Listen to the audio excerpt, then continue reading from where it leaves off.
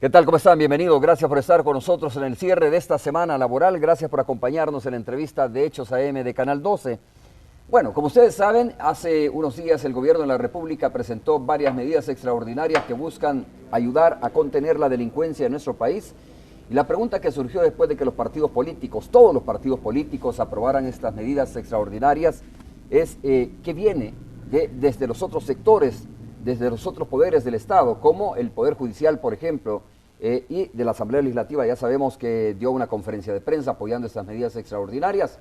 Ayer la Asamblea Legislativa incluso, también siendo coherente los partidos políticos, votaron a favor de un préstamo de 100 millones de dólares que tendría que ser ratificado también, pero es también, digo, una parte importante de todo este esfuerzo que se está haciendo para contener la delincuencia de nuestro país.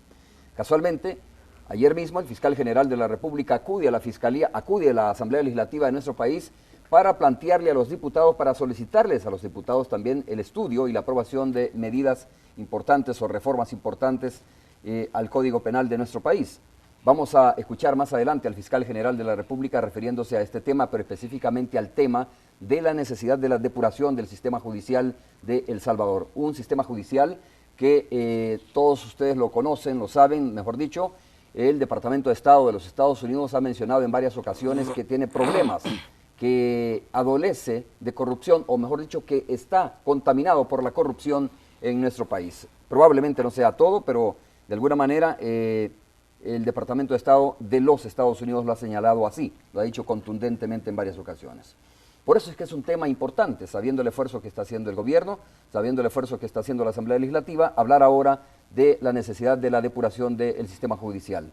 El magistrado Leonardo Murcia está con nosotros. Bienvenido, magistrado de la Corte Suprema de Justicia, un gusto tenerle acá y que nos haya acompañado para este tema que es importante abordarlo. Bienvenido. Muy buenos días, Romeo, encantado de estar aquí en el panel para que abordemos los temas en la medida de las posibilidades, contribuir al debate y a la orientación sobre estos temas. Muchas gracias.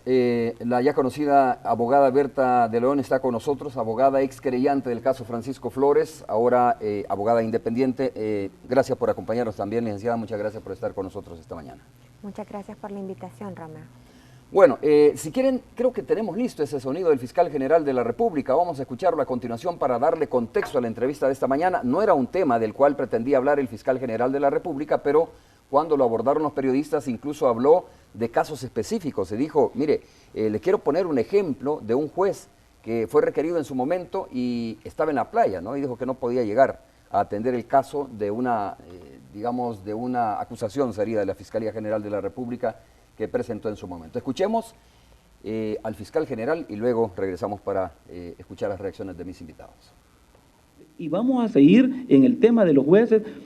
No nos va a bastar hacer algunos señalamientos públicos. Le vamos a estar informando y de hecho ya me pidieron a mí de algunos magistrados y el presidente de la Corte que le informe casos específicos de lo que está ocurriendo. En este caso, por ejemplo, lo cito porque se me informó que este día se ha abierto una investigación formal en contra de ese juez, ¿verdad? No es posible que un funcionario, porque un fin de semana anda por la playa y nosotros trabajando contra el crimen, y un funcionario solo porque anda paseando no nos quiera acompañar en el ataque y en la investigación. Este día se me informó que se iba a abrir o ya se inició un procedimiento en ese juez, contra ese juez. Tenemos otras informaciones. En Oriente, por ejemplo, íbamos contra una estructura fuerte, fuimos contra una estructura fuerte de 70 pandilleros, pero nos encontramos que con la audiencia el juez mismo hace ciertas manifestaciones provocando que lo excusaran, ¿verdad? Y así sucedió.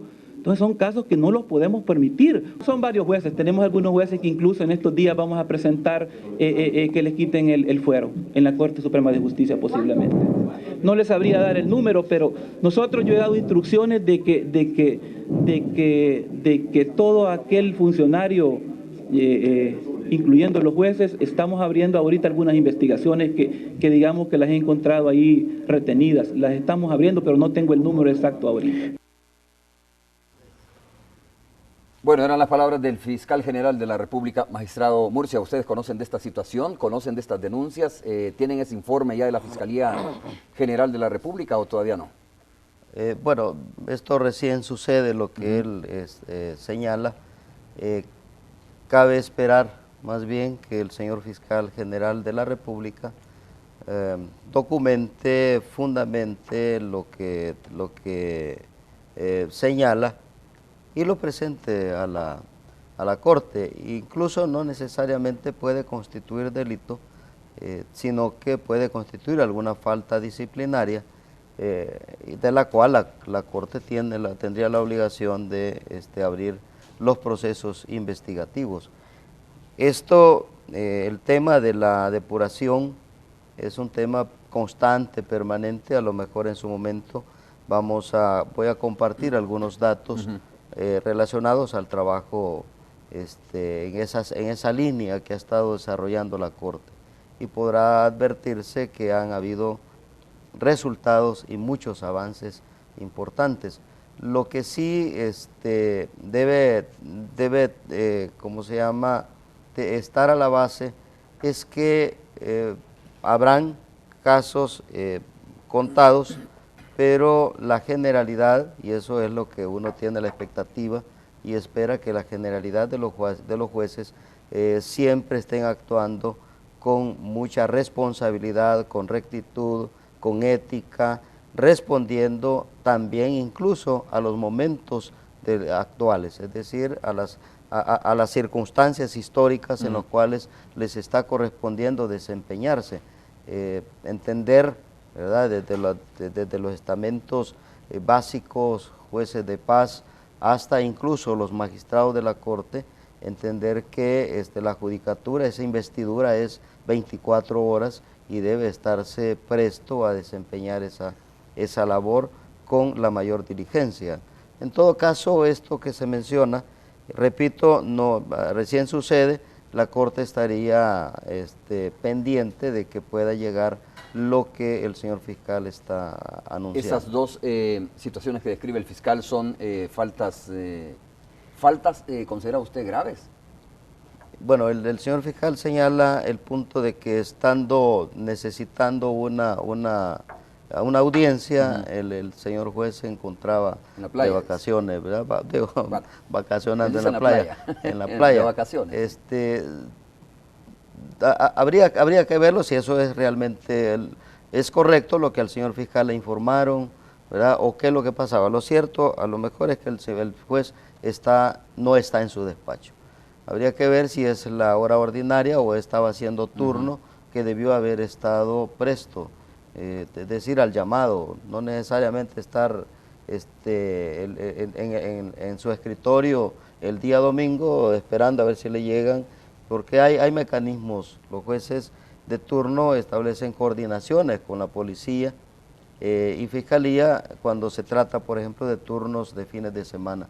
Ellos están en su casa con su familia y ahí le llaman y inmediatamente ellos deben de presentarse, pero sí debe estar el juzgado abierto, debe estar accesible, o estar llegando, ¿verdad?, al juzgado para estar verificando cómo pero en está. todo caso, estar pendiente de la situación. Es decir, estar pendiente, estar dispuesto inmediatamente, pero le requieren y no llega, sí, claro, bueno, eso inmediatamente obliga, y eso en principio correspondería a una investigación disciplinaria, ¿ya?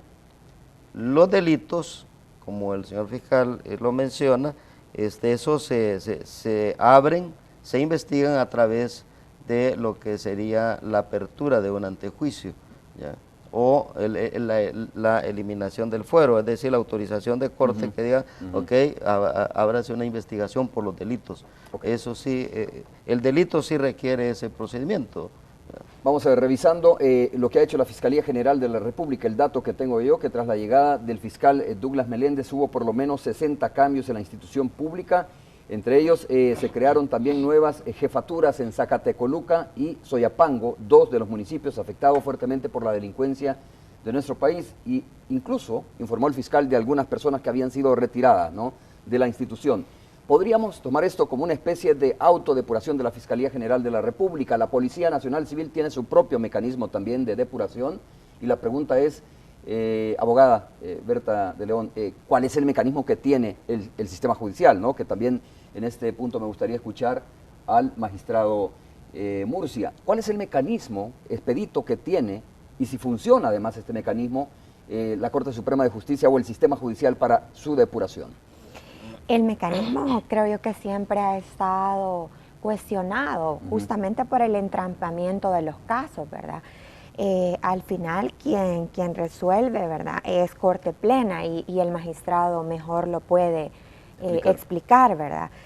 Sin embargo, el año pasado, incluso hace casi un año, se dio el cambio de la jefatura de la sección de investigación judicial, justamente porque la anterior titular no resolvía prácticamente ningún caso, ¿verdad? Tenía una mora significativa, incluso de algunos casos que habían denunciado 15 años atrás, ¿verdad? Bastante delicado porque incluso los mismos abogados, muchas veces en nuestro ejercicio profesional, nos damos cuenta, ¿verdad?, de jueces corruptos, pero la misma gente, los mismos abogados decimos, ¿para qué iniciar una denuncia si nunca la van a resolver, ¿verdad? Implica que usted trabaje, implica que, o la misma gente, a veces directamente afectada, cuando usted le plantea, mire, hagamos una denuncia, ¿y para qué, verdad? ¿Para qué voy a pagar más honorarios si no voy a gastar de por gusto, como se dice, ¿no? Y sí genera frustración, ¿verdad?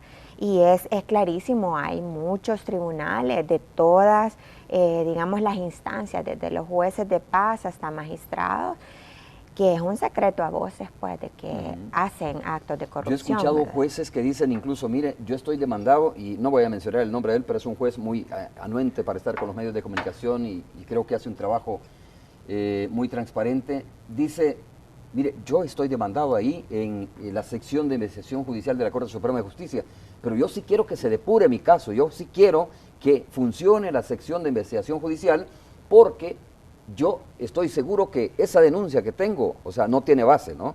O sea, no tiene fortaleza, por lo tanto, quiero que se limpie mi nombre. Esa es una parte importante, magistrado. Ese es el espíritu de todo juez responsable. Ningún juez está exento de una queja. El ciudadano, la parte que interviene, puede sentir que el juez pudo haber actuado de una determinada manera o pudo haber resuelto de una determinada manera. Pero las resoluciones de los jueces se controlan a través de los recursos. Para la ciudadanía, el recurso puede ser de apelación, casación, revocatoria, etcétera, es la posibilidad de que lo resuelto por este juez sea revisado por otro juez o tribunal superior y este sea revisada y lo que este resolvió sea revisado por otro superior. Ese es el canal.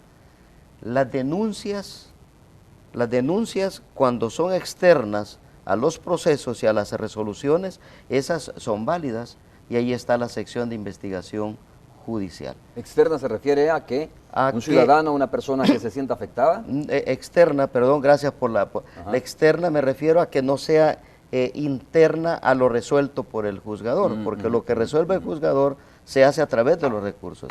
Eso es lo que controlan las instancias superiores. Pero si el juez no llegó a abrir el despacho, se ausentó, es decir, lo que corresponde a las faltas disciplinarias, llegan a pedir un expediente y el expediente no lo encuentran y está perdido, ¿ya? Es decir, porque tiene la obligación de administrar el despacho.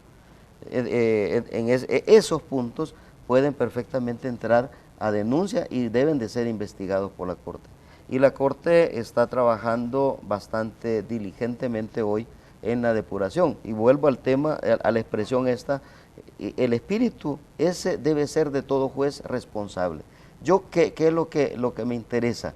¿Qué es lo que quiero como juez? Que no haya ni un expediente abierto en trámite en contra mía. Si hay una denuncia, yo debo de pedir que se me depure rápido, que no me lo escondan, que no me guarden el expediente, porque eso despierta sospechas. Ese es el punto quizá que la ciudadanía ha venido resintiendo.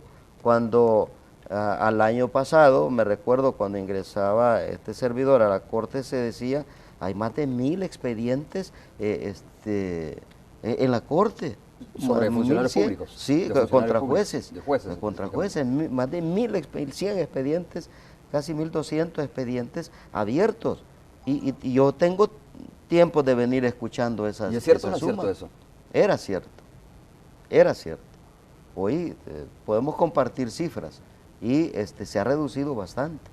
¿Por qué? Porque se está trabajando en la sección de investigación profesional, judicial de cara a depurar los expedientes. ¿Cuál es la función específica que tiene esta sección de investigación judicial, magistrado?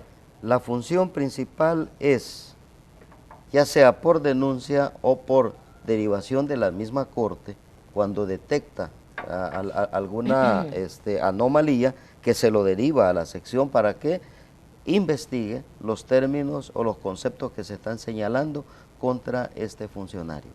Una negativa, por ejemplo, de responderle a la Cámara le pide una información y no se la da.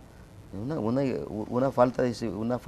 Entonces la sección de investigación judicial tiene la obligación de entrar a ese despacho, hacer la auditoría de todo, porque un dato no es solamente ir a verificar ese dato que se señala, sino que entra a verificar un estudio completo, una auditoría, y de esa auditoría la pasa a la Corte para que ésta conozca y entonces ordene continuar con el informativo disciplinario. Ya vamos a hablar de detalles, como por ejemplo, cuántas personas trabajan en la sección de investigación judicial, ¿no? Cuántos juzgados son o cuántas personas, digamos, serían sujetas de investigación, porque creo que no sé si esta sección actúa de oficio o actúa tras una demanda, pero de todas formas es importante saber qué tanto personal está dedicado precisamente a la depuración de estos casos judiciales. Abogada, este tema es, decíamos cuando comenzamos el programa, importante porque tiene que ver con la transparencia y tiene que ver también con la agilidad, con la rapidez,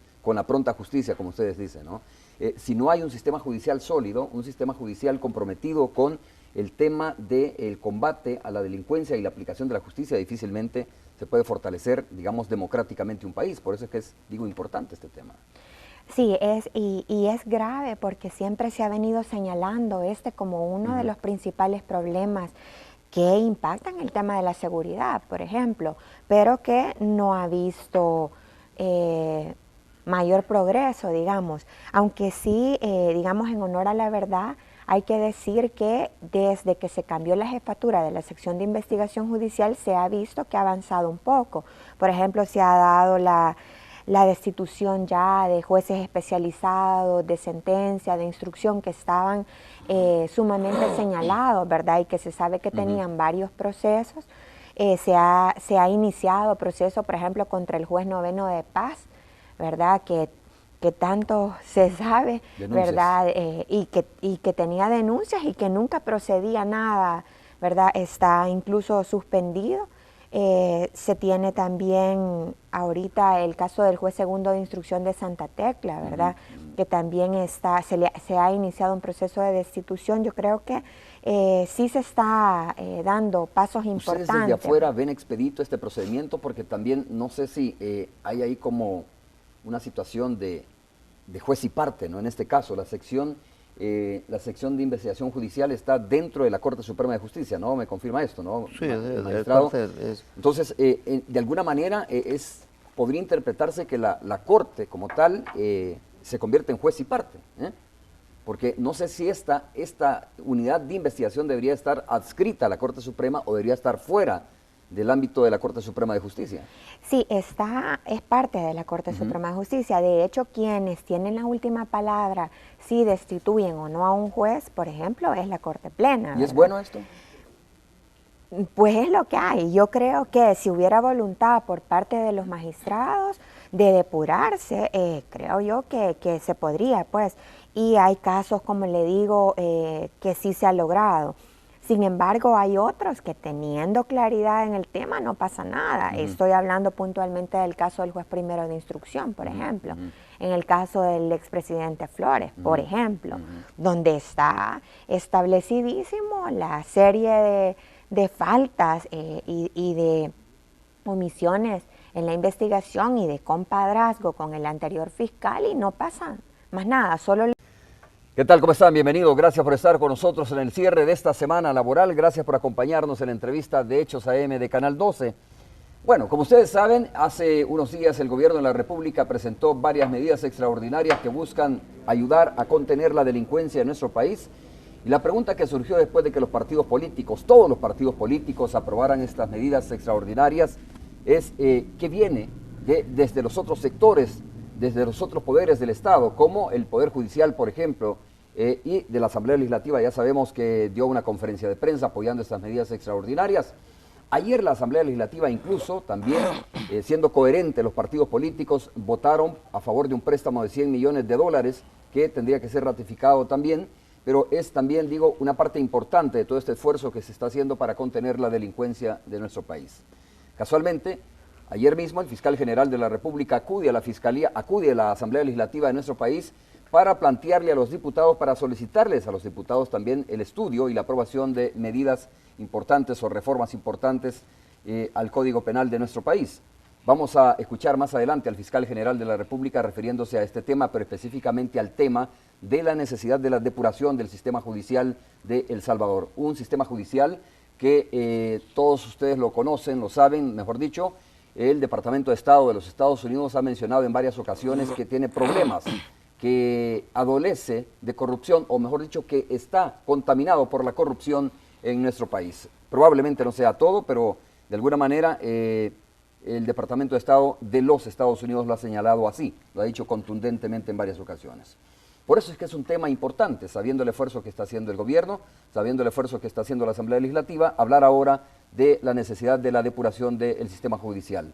El magistrado Leonardo Murcia está con nosotros. Bienvenido, magistrado de la Corte Suprema de Justicia, un gusto tenerle acá y que nos haya acompañado para este tema que es importante abordarlo. Bienvenido. Muy buenos días, Romeo, encantado de estar aquí en el panel para que abordemos los temas en la medida de las posibilidades, contribuir al debate y a la orientación sobre estos temas. Muchas gracias.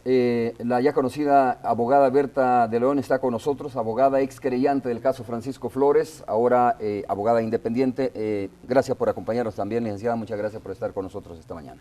Muchas gracias por la invitación, Romeo.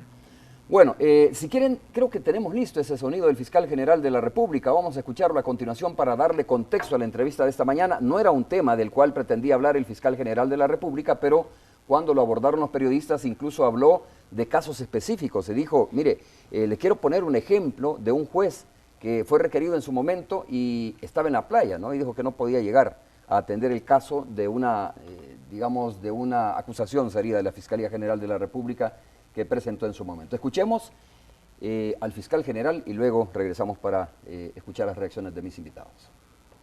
Y vamos a seguir en el tema de los jueces.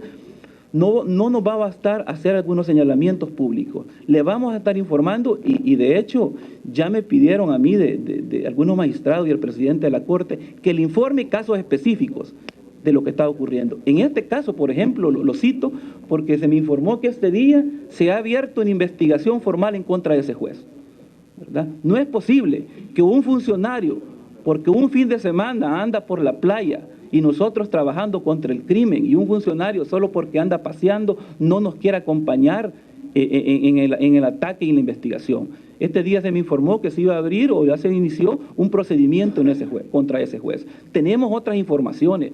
En Oriente, por ejemplo, íbamos contra una estructura fuerte, fuimos contra una estructura fuerte de 70 pandilleros, pero nos encontramos que con la audiencia el juez mismo hace ciertas manifestaciones provocando que lo excusaran, ¿verdad? Y así sucedió.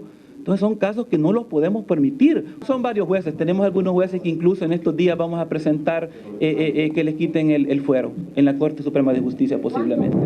No les sabría dar el número, pero nosotros yo he dado instrucciones de que todo aquel funcionario, incluyendo los jueces, estamos abriendo ahorita algunas investigaciones que digamos que las he encontrado ahí retenidas. Las estamos abriendo, pero no tengo el número exacto ahorita.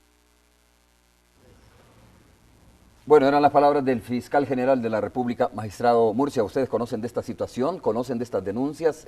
¿Tienen ese informe ya de la Fiscalía General de la República o todavía no? Bueno, esto recién sucede, lo que él señala. Cabe esperar más bien que el señor fiscal general de la República documente, fundamente lo que señala y lo presente a la Corte. Incluso no necesariamente puede constituir delito, sino que puede constituir alguna falta disciplinaria, de la cual la Corte tendría la obligación de abrir los procesos investigativos. Esto, el tema de la depuración, es un tema constante, permanente. A lo mejor en su momento voy a compartir algunos datos relacionados al trabajo en esa línea que ha estado desarrollando la Corte, y podrá advertirse que han habido resultados y muchos avances importantes. Lo que sí debe ¿cómo se llama?, de estar a la base es que habrán casos contados, pero la generalidad, y eso es lo que uno tiene la expectativa y espera, que la generalidad de los jueces siempre estén actuando con mucha responsabilidad, con rectitud, con ética, respondiendo también incluso a los momentos actuales, es decir, a las circunstancias históricas en las cuales les está correspondiendo desempeñarse. Entender, ¿verdad?, desde los estamentos básicos, jueces de paz, hasta incluso los magistrados de la Corte, entender que la judicatura, esa investidura es 24 horas y debe estarse presto a desempeñar esa labor con la mayor diligencia. En todo caso, esto que se menciona, repito, recién sucede, la Corte estaría pendiente de que pueda llegar lo que el señor fiscal está anunciando. Esas dos situaciones que describe el fiscal son faltas, ¿considera usted graves? Bueno, el señor fiscal señala el punto de que necesitando una audiencia, el señor juez se encontraba en la playa, de vacaciones, ¿verdad? Vacacionando en la playa. En la playa. De vacaciones. Habría que verlo si eso es realmente es correcto lo que al señor fiscal le informaron, ¿verdad? O qué es lo que pasaba. Lo cierto, a lo mejor, es que el juez no está en su despacho. Habría que ver si es la hora ordinaria o estaba haciendo turno, que debió haber estado presto, es decir, al llamado, no necesariamente estar en su escritorio el día domingo esperando a ver si le llegan, porque hay mecanismos. Los jueces de turno establecen coordinaciones con la policía y fiscalía cuando se trata, por ejemplo, de turnos de fines de semana. Ellos están en su casa con su familia y ahí le llaman y inmediatamente ellos deben de presentarse, pero sí debe estar el juzgado abierto, debe estar accesible, o estar llegando, ¿verdad?, al juzgado para estar verificando cómo bueno, en todo caso, estar pendiente de la situación. Es decir, estar pendiente, estar dispuesto inmediatamente, pero le requieren y no llega, sí, claro, bueno, eso inmediatamente obliga. Y eso, en principio, correspondería a una investigación disciplinaria, ¿ya?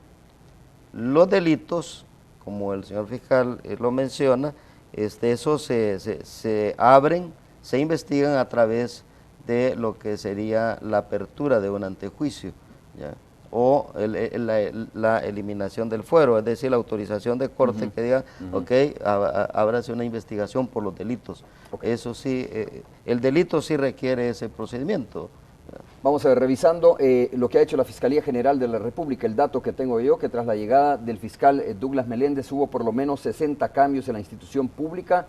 Entre ellos se crearon también nuevas jefaturas en Zacatecoluca y Soyapango, dos de los municipios afectados fuertemente por la delincuencia de nuestro país, y incluso informó el fiscal de algunas personas que habían sido retiradas, ¿no?, de la institución. ¿Podríamos tomar esto como una especie de autodepuración de la Fiscalía General de la República? La Policía Nacional Civil tiene su propio mecanismo también de depuración, y la pregunta es, abogada Berta de León, ¿cuál es el mecanismo que tiene el sistema judicial, ¿no?, que también en este punto me gustaría escuchar al magistrado Murcia, ¿cuál es el mecanismo expedito que tiene y si funciona además este mecanismo la Corte Suprema de Justicia o el sistema judicial para su depuración? El mecanismo creo yo que siempre ha estado cuestionado justamente por el entrampamiento de los casos, ¿verdad? Al final quien resuelve, ¿verdad?, es Corte Plena y el magistrado mejor lo puede explicar, ¿verdad? Sin embargo, el año pasado, incluso hace casi un año, se dio el cambio de la jefatura de la sección de investigación judicial, justamente porque la anterior titular no resolvía prácticamente ningún caso, ¿verdad? Tenía una mora significativa, incluso de algunos casos que habían denunciado 15 años atrás, ¿verdad? Bastante delicado porque incluso los mismos abogados, muchas veces en nuestro ejercicio profesional, nos damos cuenta, ¿verdad?, de jueces corruptos, pero la misma gente, los mismos abogados decimos, ¿para qué iniciar una denuncia si nunca la van a resolver, ¿verdad? Implica que usted trabaje, implica que, o la misma gente, a veces directamente afectada, cuando usted le plantea, mire, hagamos una denuncia, ¿y para qué, verdad? ¿Para qué voy a pagar más honorarios si no voy a gastar de por gusto, como se dice, ¿no? Y sí genera frustración, ¿verdad? Y es clarísimo, hay muchos tribunales de todas, digamos, las instancias, desde los jueces de paz hasta magistrados, que es un secreto a voces, pues, de que hacen actos de corrupción. Yo he escuchado ¿verdad? jueces que dicen incluso, mire, yo estoy demandado, y no voy a mencionar el nombre de él, pero es un juez muy anuente para estar con los medios de comunicación y creo que hace un trabajo muy transparente. Dice, mire, yo estoy demandado ahí en la sección de investigación judicial de la Corte Suprema de Justicia, pero yo sí quiero que se depure mi caso, yo sí quiero que funcione la sección de investigación judicial porque yo estoy seguro que esa denuncia que tengo, o sea, no tiene base, ¿no? O sea, no tiene fortaleza, por lo tanto, quiero que se limpie mi nombre. Esa es una parte importante, magistrado. Ese es el espíritu de todo juez responsable. Ningún juez está exento de una queja. El ciudadano, la parte que interviene, puede sentir que el juez pudo haber actuado de una determinada manera o pudo haber resuelto de una determinada manera. Pero las resoluciones de los jueces se controlan a través de los recursos. Para la ciudadanía, el recurso puede ser de apelación, casación, revocatoria, etcétera, es la posibilidad de que lo resuelto por este juez sea revisado por otro juez o tribunal superior y sea revisada y lo que resolvió sea revisado por otro superior. Ese es el canal.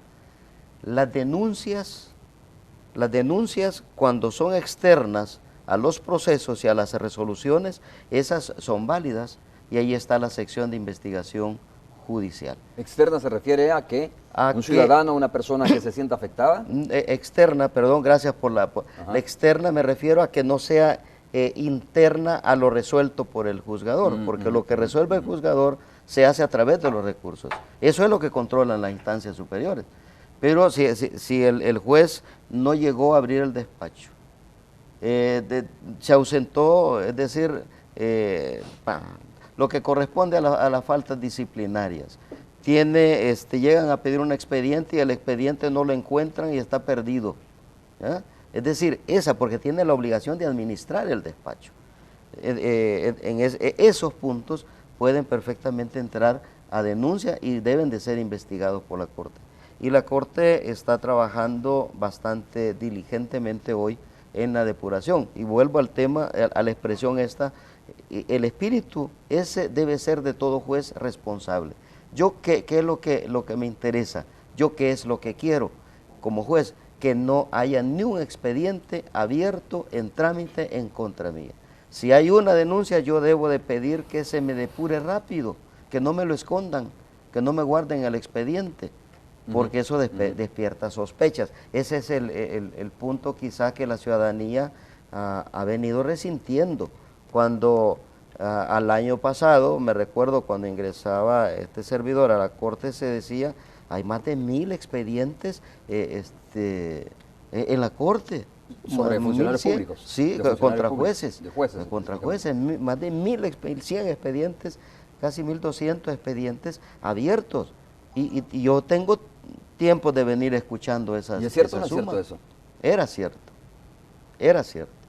Hoy podemos compartir cifras y se ha reducido bastante.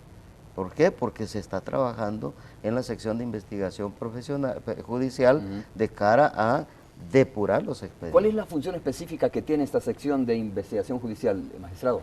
La función principal es, ya sea por denuncia o por derivación de la misma corte, cuando detecta alguna anomalía, que se lo deriva a la sección para que investigue los términos o los conceptos que se están señalando contra este funcionario. Una negativa, por ejemplo, de responderle a la Cámara le pide una información y no se la da. Una falta. Entonces la sección de investigación judicial tiene la obligación de entrar a ese despacho, hacer la auditoría de todo, porque un dato no es solamente ir a verificar ese dato que se señala, sino que entra a verificar un estudio completo, una auditoría, y de esa auditoría la pasa a la Corte para que ésta conozca y entonces ordene continuar con el informativo disciplinario. Ya vamos a hablar de detalles, como por ejemplo, cuántas personas trabajan en la sección de investigación judicial, ¿no? Cuántos juzgados son o cuántas personas, digamos, serían sujetas de investigación, porque creo que no sé si esta sección actúa de oficio o actúa tras una demanda, pero de todas formas es importante saber qué tanto personal está dedicado precisamente a la depuración de estos casos judiciales. Abogada, este tema es, decíamos cuando comenzamos el programa, importante porque tiene que ver con la transparencia y tiene que ver también con la agilidad, con la rapidez, con la pronta justicia, como ustedes dicen, ¿no? Si no hay un sistema judicial sólido, un sistema judicial comprometido con el tema del combate a la delincuencia y la aplicación de la justicia, difícilmente se puede fortalecer, digamos, democráticamente un país. Por eso es que es, digo, importante este tema. Sí, y es grave porque siempre se ha venido señalando como uno de los principales problemas que impactan el tema de la seguridad, por ejemplo, pero que no ha visto mayor progreso, digamos. Aunque sí, digamos, en honor a la verdad, hay que decir que desde que se cambió la jefatura de la sección de investigación judicial se ha visto que ha avanzado un poco. Por ejemplo, se ha dado la destitución ya de jueces especializados, de sentencia, de instrucción que estaban sumamente señalados, ¿verdad? Y que se sabe que tenían varios procesos. Se ha iniciado proceso, por ejemplo, contra el juez noveno de paz, ¿verdad? Que tanto se sabe, denuncias, ¿verdad? Y que tenía denuncias y que nunca procedía nada, ¿verdad? Está incluso suspendido. Se tiene también ahorita el caso del juez segundo de instrucción de Santa Tecla, ¿verdad? Que también se ha iniciado un proceso de destitución. Yo creo que sí se está dando pasos importantes. ¿Ustedes desde afuera ven expedito este procedimiento? Porque también no sé si hay ahí como una situación de juez y parte, ¿no? En este caso, la sección de investigación judicial está dentro de la Corte Suprema de Justicia, ¿no? Me confirma esto, ¿no? Sí, magistrado. Entonces, de alguna manera, podría interpretarse que la Corte como tal se convierte en juez y parte, porque no sé si esta unidad de investigación debería estar adscrita a la Corte Suprema o debería estar fuera del ámbito de la Corte Suprema de Justicia. Sí, es parte de la Corte Suprema de Justicia. De hecho, quienes tienen la última palabra, si destituyen o no a un juez, por ejemplo, es la Corte Plena. ¿Y es bueno esto? Pues es lo que hay. Yo creo que si hubiera voluntad por parte de los magistrados de depurarse, creo yo que se podría, pues. Y hay casos, como le digo, que sí se ha logrado. Sin embargo, hay otros que teniendo claridad en el tema no pasa nada. Estoy hablando puntualmente del caso del juez primero de instrucción, por ejemplo.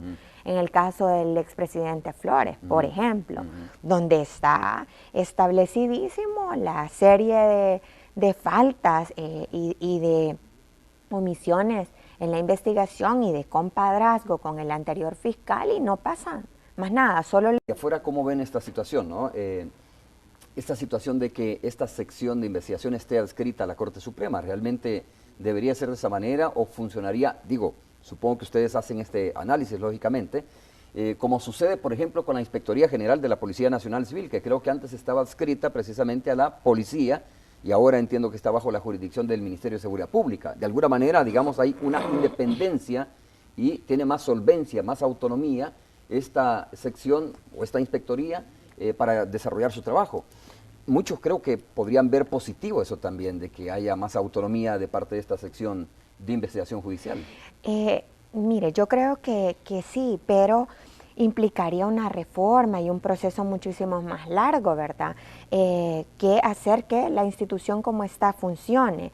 Lo mismo podríamos decir de la Fiscalía, ¿verdad? Que la unidad de auditoría fiscal depende directamente del fiscal general. Cómo se va a depurar o cómo va a ir uno con confianza a denunciar, por ejemplo, a un fiscal si sabe que al final quien va a amarrar las cosas es el fiscal general. Creo yo que es el mismo supuesto, pues, en este caso es la Corte juez Plena. y parte. Entonces, pero creo yo que podría, ¿verdad? Sobre todo porque se necesita un acuerdo de Corte Plena para que funcione y ahí confluyen un montón de corrientes de pensamiento que pueden garantizar independencia e imparcialidad a la hora de un pronunciamiento. El problema es que no ha pasado nada hasta ahorita. Bueno, o lo que sí señalamos los avances que se han dado a partir de febrero del año pasado, que fue el cambio de jefatura de la sección de investigación judicial. Pero creo yo que en números y en ese avance sería mejor que lo explicara el magistrado. De acuerdo, ¿verdad? magistrado. De hecho, me parece muy importante de su parte reconocer y decir, mire, había más de 1000 casos, ¿no? Pero hemos venido trabajando precisamente en ese tema. Vamos a hacer la pausa comercial y regresamos para que nos brinde datos, como usted dijo, datos sobre cómo se viene también depurando estos casos que son denunciados en la sección de investigación judicial de nuestro país. Bueno, ¿y qué esperamos?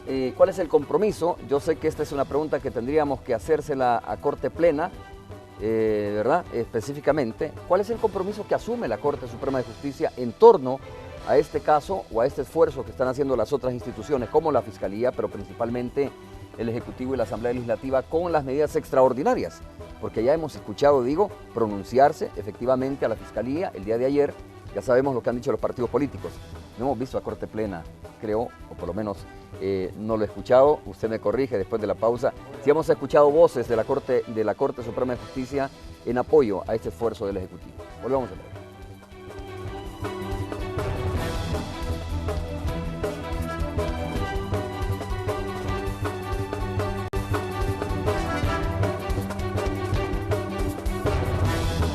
Muchas gracias por continuar con nosotros. El magistrado Leonardo Murcia, magistrado de la Corte Suprema de Justicia, está con nosotros. Y Berta de León, abogada, querellante del caso Francisco Flores. Antes de ir a la pausa decíamos, bueno, veamos las cifras, revisemos las cifras. Si a su llegada usted confirmó efectivamente que habían más de 1000 casos, ¿verdad? ¿Cuántos se han depurado a la fecha, magistrado? ¿Y qué otros mecanismos? Porque también le preguntamos un poco en la pausa, ¿cuál es el papel que juegan también instituciones como el Consejo Nacional de la Judicatura en este tema de la depuración o la evaluación? Exactamente. Quizá para compartir algunos datos acá en este espacio para la ciudadanía, yo creo que me voy a permitir, luego voy a mostrarles las barras del trabajo en la sección de investigación judicial. Fíjense que pongámosle a enero del 2015, la sección de investigación judicial venía cargando con una cifra de 1177 casos de denuncias y expedientes abiertos de investigación por distintos hechos contra jueces y juezas, magistrados y magistradas. Durante 2015 también, es decir, trayendo esa mora, durante 2015 ingresaron de denuncias por distintas circunstancias también 188 casos, lo cual hace en todo el año una acumulación de 1365 casos, pensemos a diciembre del 2015. Es decir, durante todo ese año, claro, ahí hay todo un trabajo de tratamiento de los expedientes. Durante 2015 se trabajó en depurar los expedientes de 424 casos. Es decir, de 1.365 se trabajaron o se depuraron 424 casos. De esos 424, a esta altura, se tiene, este día no, ¿verdad? Hay variaciones, pero, claro. pero pensemos a enero estábamos entrando entonces con 941 casos. Entonces, adviértase que hay un movimiento sustancial en la dinámica del tratamiento de los casos. Voy a nada más para, tal vez la pantalla en esta cámara podemos mostrarlo. Le puede focalizar un poco para que tenga la idea la teleaudiencia, el movimiento de las barras. Aquí tenemos lo que teníamos a inicio del 2015, aquí lo que ingresa, 188, aquí la barra verde es la que tiene la depuración de expedientes, y la barra azul es el dato que se tiene aún pendiente, son 941 que es la mayoría, casos. ¿no? En este momento Claro, es la mayoría. Es la mayoría, sí. Ahora, hay una pregunta, ya, porque solamente los datos tampoco son, qué bien, ¿verdad? Ha habido, sino que cuáles han sido resultados, ¿verdad? En todo eso. ¿Han habido sanciones o no han habido? Se han conocido algunos casos, quizás los más relevantes, o no, o a todos los han sobreseído, pues, ¿verdad? Pero en el año 2015, es decir, comparativamente entre el 2014 y el 2015, por ejemplo, es posible señalar que han tenido estos expedientes distintas salidas, pero quizás lo relevante es que aparte de otras maneras de resolver estos casos, causas menores, lo relevante quizás para la ciudadanía y para nosotros es de señalar que en el 2015, comparativamente con el 2014, hubo, por ejemplo, sanciones de suspensión de cargos, es decir, sanciones donde se detectó, se determinó que sí había, como dijera, responsabilidad, y por lo tanto había que aplicar la sanción disciplinaria. De suspensión de cargos. De suspensión temporal del cargo. ¿A cuántos jueces se les aplicó en el 2014 hubo 10 casos, en el 2015 hubo 26 casos. En remociones, que es un poquito el sinónimo de quitarlo del puesto ya permanentemente, ya decir, sacarlo de la carrera judicial. Fíjese que la cifra es bastante significativa. En el 2014 se produjeron 3 casos y en el 2015 se produjeron 13 casos. Posiblemente tengamos un poquito en la mente, en la memoria, los casos que han sido posiblemente sonados, un poquito de San Salvador, pero sí han habido en todo el territorio. 13 jueces removidos durante el año 2015. Sacados, ¿no?, de la carrera judicial, ¿verdad? Lo cual, uno quisiera que todos los jueces se mantengan, porque todos los jueces deben de ser probos, claro. Todos los jueces deben de ser éticos, todos los jueces deben de tener claro la misión que tienen. Si este es un apostolado, la judicatura es un apostolado y los jueces debemos de sacrificarnos por ese, independientemente los emolumentos, el salario, porque eso es el único ingreso que debe tener el juez. El juez no debe tener ingresos por ser pastor evangélico o pastor de alguna determinada iglesia, no debe tener ingresos por ser directivo de una federación o de una asociación deportiva. Este es el apostolado de la judicatura. ¿No debe tener ingresos? ¿Está prohibido eso, que un juez pueda pertenecer a una organización deportiva, como usted lo menciona, y recibir ingresos o no? expresamente el Código de Ética de la Judicatura sí le dice de que debe de alejarse de aquellas actividades que le puedan comprometer. Ese es el punto. Con su independencia judicial. Que puedan comprometer su independencia. La única que le permite la Constitución son dos actividades. Una es la diplomacia temporal y la otra es la docencia universitaria o la docencia en cualquier... Abogada, ¿por dónde tendría que venir el fortalecimiento de esto? Porque si bien es cierto, la remoción de 13 jueces, ¿no?, durante el año 2015, estaba hablando también de 26 casos de suspensión durante el año 2015, es una cantidad muy significativa, pero comparado con la cantidad de denuncias que tiene, que algunas pueden ser, denuncias que tienen sustento, otras no, parece, que falta mucho que avanzar en este tema, ¿no? ¿Por dónde tendría que fortalecerse la parte de depuración del sistema judicial?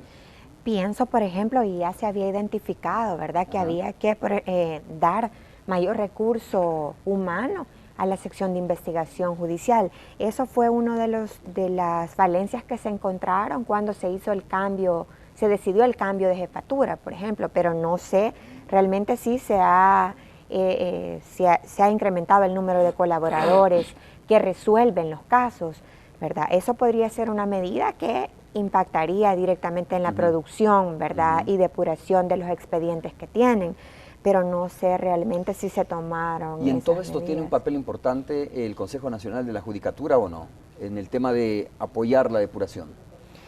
Como lo decía el magistrado, ¿verdad?, el Consejo Nacional de la Judicatura sí tiene entre sus funciones la función de evaluación de la actividad jurisdiccional, ¿verdad? Sin embargo, a la hora del proceso de depuración propiamente no participa, ¿verdad? Y creo yo que una de las medidas urgentes a tomar, si es que no se ha tomado, es fortalecer la sección de investigación judicial con más colaboradores, ¿verdad? Y que la Corte Plena se comprometiera a resolver los expedientes que tiene, porque creo yo que también ahí ha estado el entrampamiento, ¿verdad? Que tienen, digamos, depurados desde la sección de investigación judicial los casos, pero a la hora de tener mayoría en Corte Plena es donde ocurre el entrampamiento. Habría que ver, y quizás el más indicado es el magistrado para responder ese tema, ¿verdad? O democratizar esa discusión que se da de los expedientes para depurar. Sería interesante para la sociedad civil, por ejemplo, conocer cuándo están decidiendo si destituyen o no a un juez, ¿verdad? ¿Cuáles son los criterios? ¿Cuáles son? ¿Cómo es el tema de la votación, verdad? ¿A dónde está el entrampamiento? Deberían de ser público el tema ese, ¿verdad? Que creo que es importante. Bueno, preguntémosle al magistrado Murcia, ¿cómo es la votación para destituir a un juez? ¿Cuál es el procedimiento? ¿Cuánto tarda la Corte Suprema de Justicia, digamos, desde que recibe una denuncia para depurar un caso de un juez? Como recordemos que estamos evacuando simultáneamente casos recientes con casos del pasado. Cuando este servidor llegó a la Corte, se encuentra con que había que estar decidiendo sobre casos de hacía 15 años. Hacía 15 años. Y el punto incluso cuestionable respecto a esos casos ya viejísimos, era si a esta altura, ¿verdad?, aunque fuesen 3 días, era viable aplicar una sanción, o cuando habría mostrado este juez haber superado toda una serie de deficiencias. ¿No prescriben esos casos, esas denuncias? Esa es una discusión de la cual entró en noviembre, diciembre, en la época y no debo decir que este servidor llevó ese tema. Según sé, es un tema que estaba en la Corte también desde antes, el tema de la caducidad o el tema de la prescripción. Estos son temas un poco técnicos para la ciudadanía, pero es el hecho de que la prescripción, si hasta qué tiempo yo debo mantener abierto un expediente o archivarlo si yo no lo he sacado. Pero archivar estos expedientes también se cae en la irresponsabilidad, en el sentido de que la misma Corte de la cual yo no he integrado, pero la misma Corte como institución ha sido responsable de no haber sacado el trabajo en su momento y por diversas razones ha mantenido ocultos o inmóviles esos expedientes. Entonces, entonces no se le ha resuelto, como decía el juez que mencionaba, al cual hacía referencia, por responsabilidad por negligencia, inoperancia, no se habían depurado esos expedientes. Entonces, es un poquito complicado. Aquí entran en juego un montón de... magistrado, y hablando... Pero, sí. Pero quería referirme un poquito al tema del CNJ, Consejo Nacional de la Judicatura. El Consejo realiza sus evaluaciones del desempeño administrativo y jurisdiccional de los jueces. El CNJ puede detectar fallas en las resoluciones, pero no en el contenido, porque eso no se puede tocar, porque eso solamente puede controlarse a través de recursos, repito. Pero en la parte procedimental, resoluciones sin fecha, resoluciones sin firmas, ¿ya? Eso es gravísimo.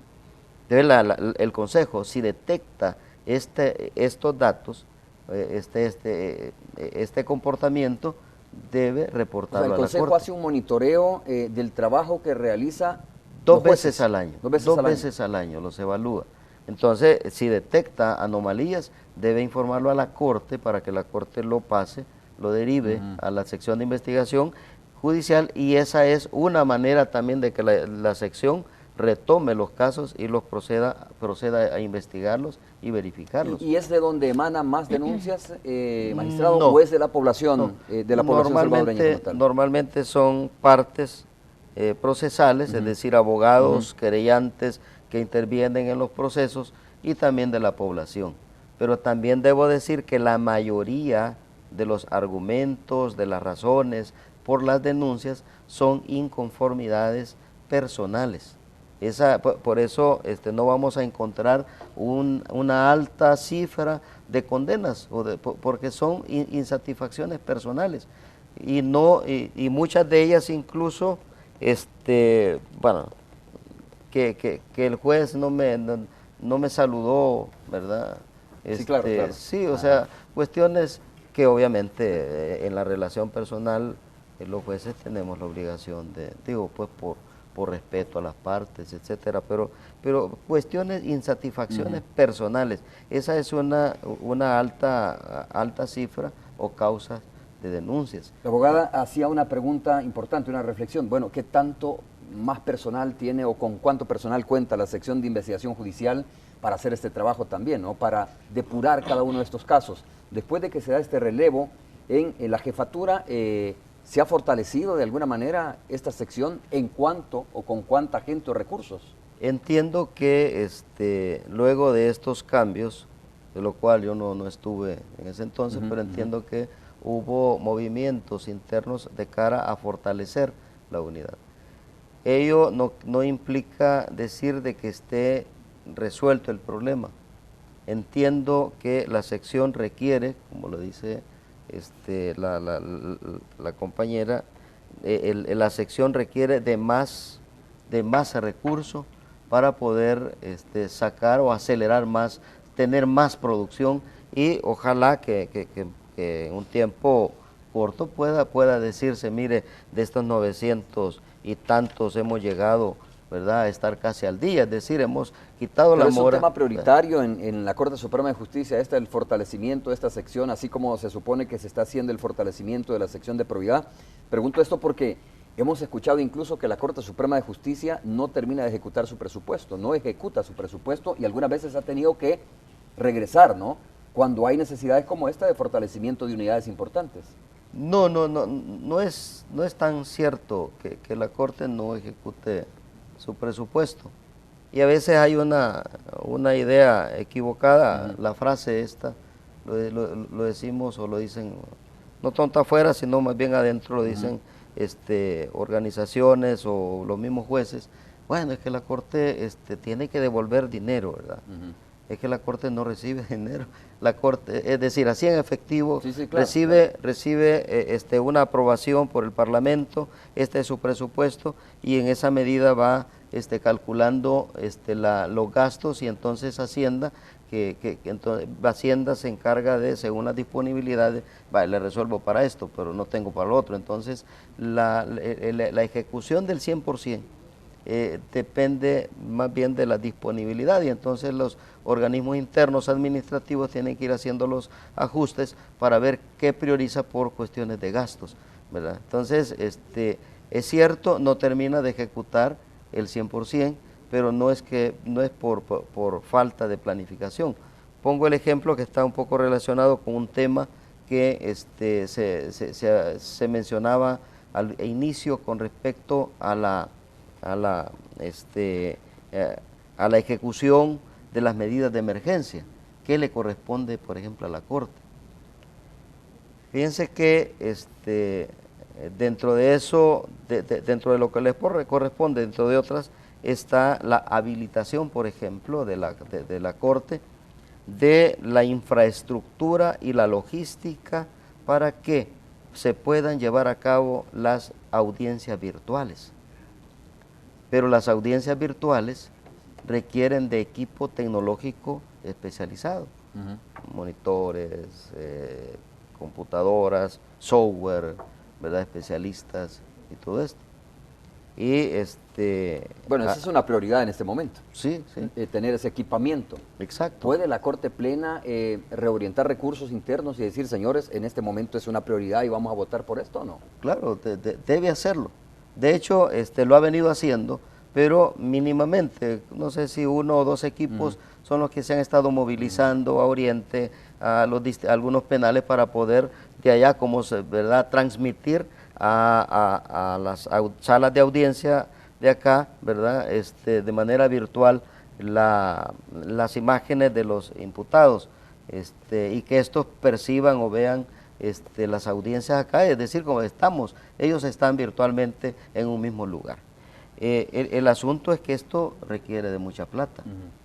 Bueno, ok, solo para terminar esta intervención suya, ¿cuántas personas trabajan en la sección de investigación judicial? Este dato exactamente no lo tengo, no me atrevo a dar una cifra, pero sí tengo entendido que desde el principio del año hubo no lo necesario, pero hubo un fortalecimiento, pero se necesita. Estoy totalmente de acuerdo con lo que con lo que se tiene, no se resuelve la agilización de la depuración de todos los casos y poner al día esta sección. Okay. Abogada, hay otro tema que está directamente vinculado con el accionar de los jueces, ¿no?, y la vulnerabilidad que tienen de alguna manera los jueces, diría yo.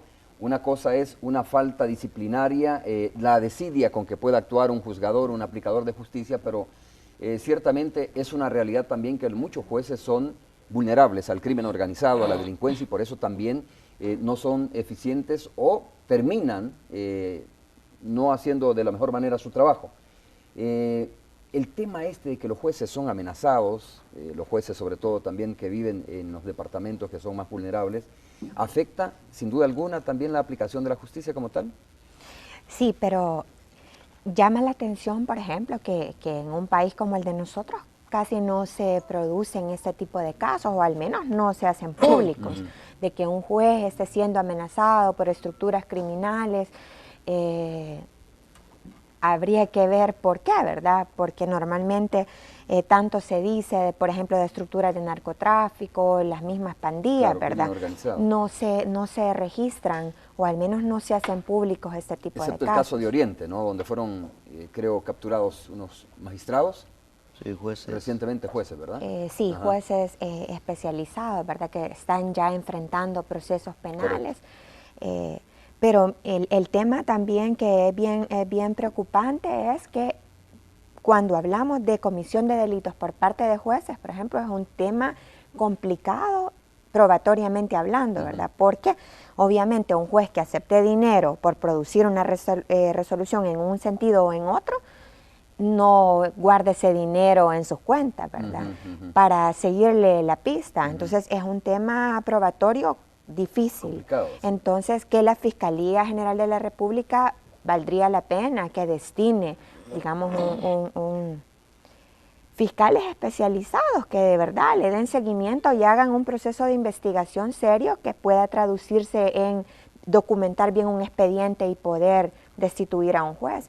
Pero el tema de prevaricato, por ejemplo, es bien complicado. ¿Qué es el prevaricato, solo para explicarlo a la población? Mire, por ejemplo, se puede producir si un juez acepta dinero y resuelve en un sentido o en otro por haber aceptado ese dinero. Obviamente es un hecho gravísimo. De alguna manera, ¿no? Y eso sí ocurre. Y nosotros como litigantes nos enteramos, pero también nos encontramos ante la encrucijada de, bueno, pero sí sabemos, pero ¿cómo lo probamos?